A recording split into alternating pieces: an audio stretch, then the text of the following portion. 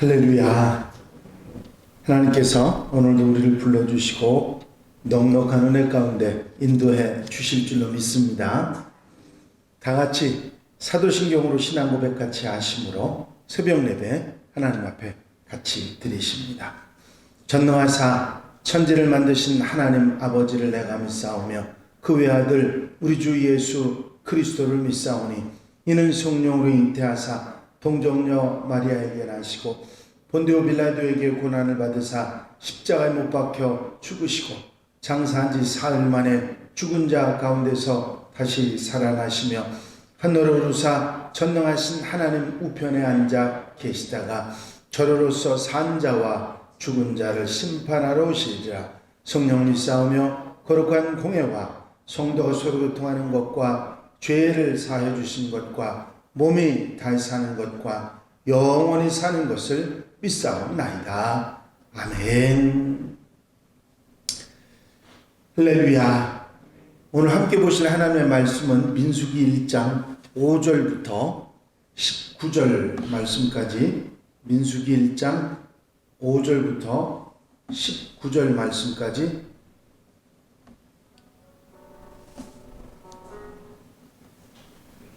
민수기 1장 5절부터 19절 말씀까지 한 절씩 교독하시겠습니다. 너희와 함께 설 사람들의 이름은 이러하니 르우벤 지파에서는 스데울의 아들 엘리술이요, 유다 지파에서는 암미나답의 아들 나손이요,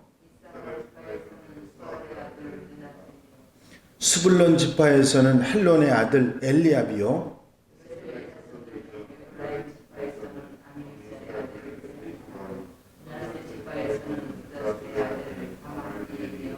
베냐민 지파에서는 기드온이의 아들 아비단이요, 아셀 지파에서는 오그란의 아들 바기엘이요, 납달리 지파에서는 에난의 아들 아이라인이라 하시니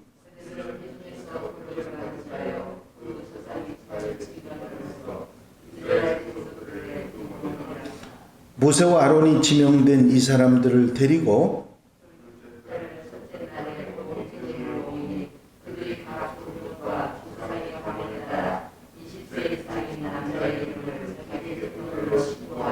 다 같이 읽으십니다. 여호와께서 모세에게 명령하신 대로 그가 시내 광야에서 그들을 계수하였더라. 아멘. 할렐루야. 이스라엘 백성들을 계수하는 내용의 이야기가 20절부터 54절까지 계속됩니다. 60만에 이르는 그 인구를, 그 20세 이상의 남자들만 60만이 넘는 사람들을 계수하는 내용의 이야기죠. 출애굽해서 이스라엘 백성들이 한 달 반, 길게 잡아서 한 세 달 정도 돼서 시내 광야에, 시내산 밑에 있는 시내 광야에 도착합니다. 출애굽기 19장부터 민수기 10장 10절, 이 민수기 새로 이제 이스라엘 백성들이 가나안을 향해서 떠나는 게 민수기 10장 10절이거든요.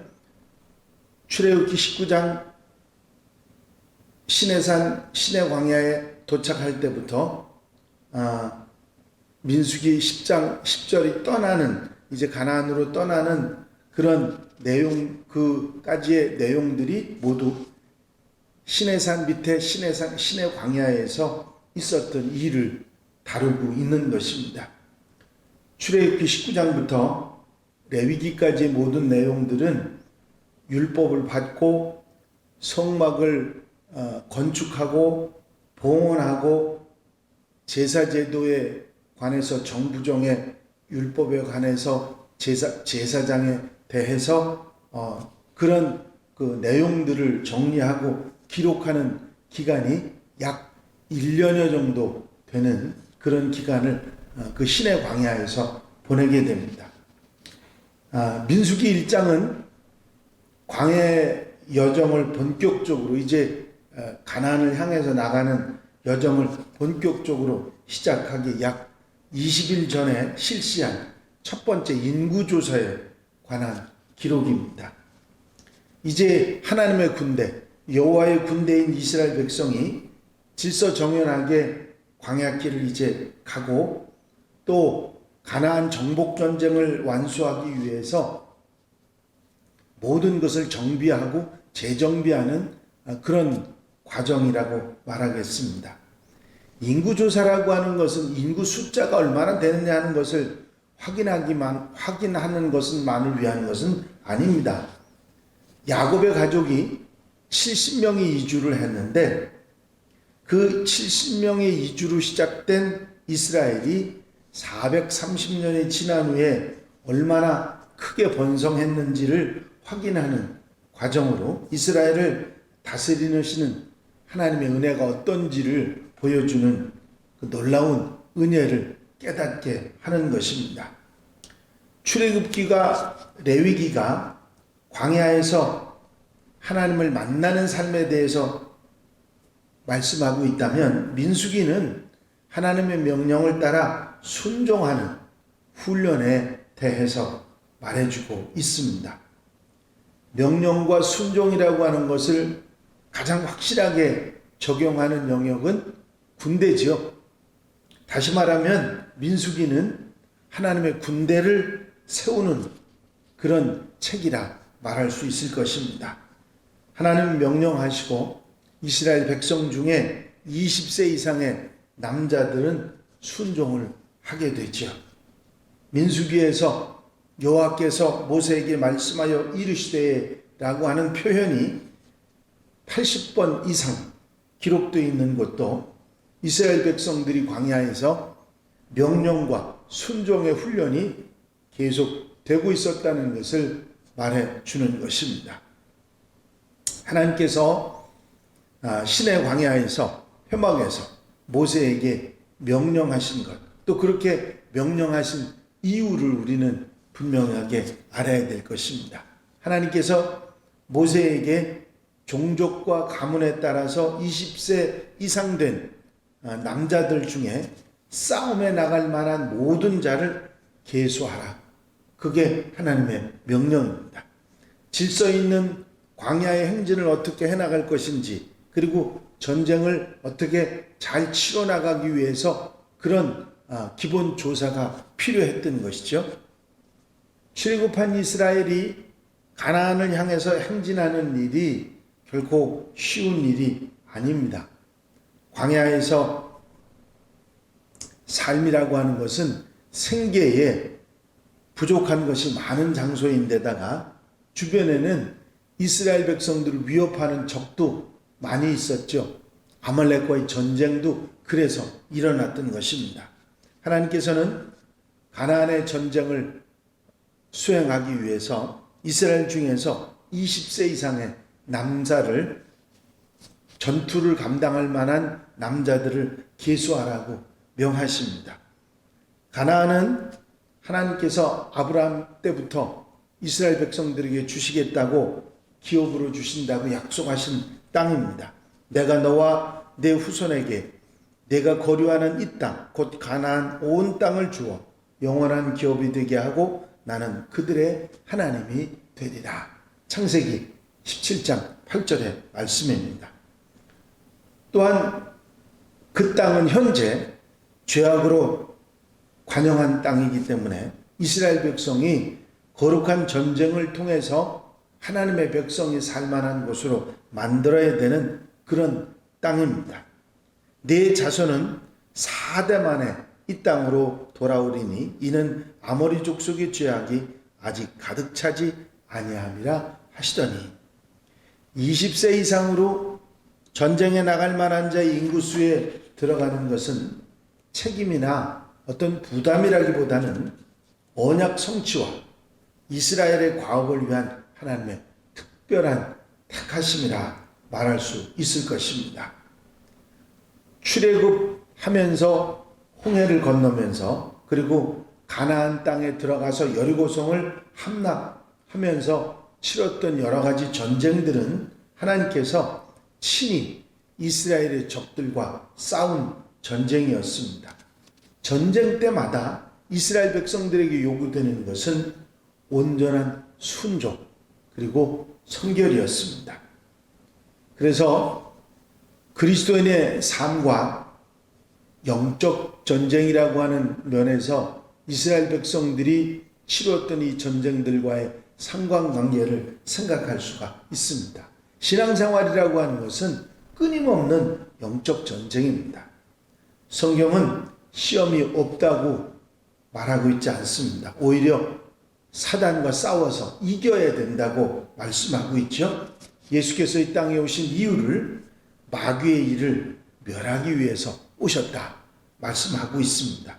예수께서도 보이지 않는 악의 세력과 싸우셨습니다. 그렇습니다. 우리는 이런 영적 전쟁에 부름을 받는 군사들입니다.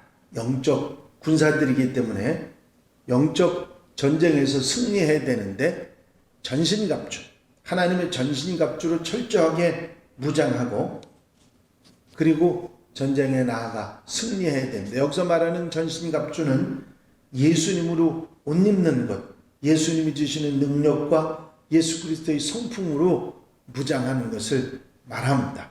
이렇게 해서 무장하고 나가야 되는데 이런 모든 준비를 하나님께서 모세에게 명령하셨고 모세와 아론은 하나님의 명령하신 것을 듣고 이제 실행에 옮기게 됩니다. 각 지파에서 우두머리로 지명된 사람들을 데리고 온 회중을 모았습니다. 그리고 20세 이상 된 남자의 이름을 자기 계통별로 다 신고하게 하고 하나님의 명하신 대로 인구 계수를 마칩니다. 이제 출애굽할 때 애굽에서 나올 때 이스라엘 백성들의 숫자는 여자와 아이들을 제외하고 남자들만 약 60만이었다고 출애굽기 12장 37절에 말씀하고 있는데 물론 남자들만 그랬기 때문에 수많은 사람들이 함께 왔기 때문에 합치면 아마 대충 짐작해 보면 한 200만 정도가 되지 않았을까 생각을 그렇게 추정을 합니다. 출애굽한 인원이. 모세와 아론은 이렇듯 인구가 많았지만 하나님의 명령에 온전히 순종해서 진영별로 꼼꼼하게 인구 계수를 진행합니다.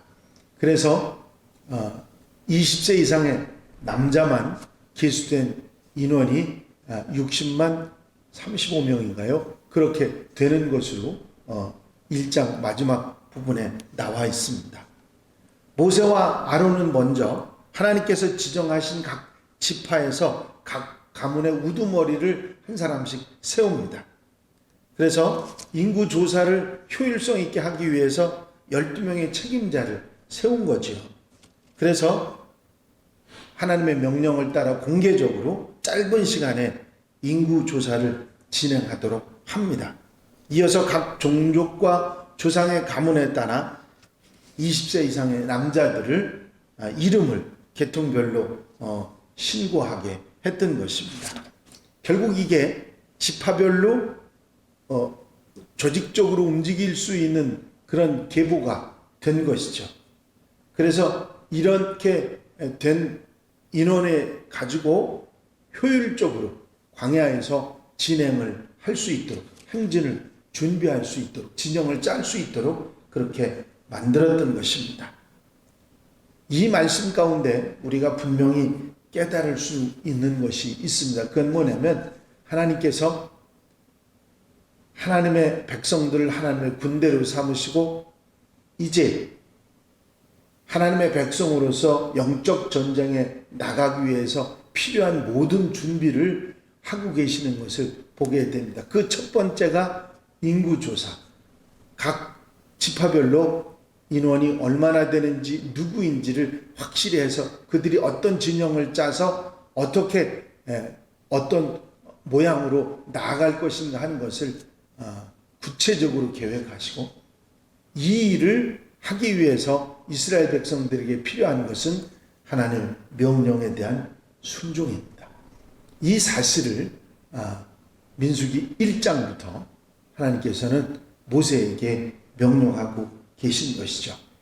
예수께서 하나님의 아들이셨지만 고난으로 순종함을 배워서 온전함에 이르셨다는 사실을 히브리서는 말하고 있는데, 그렇습니다.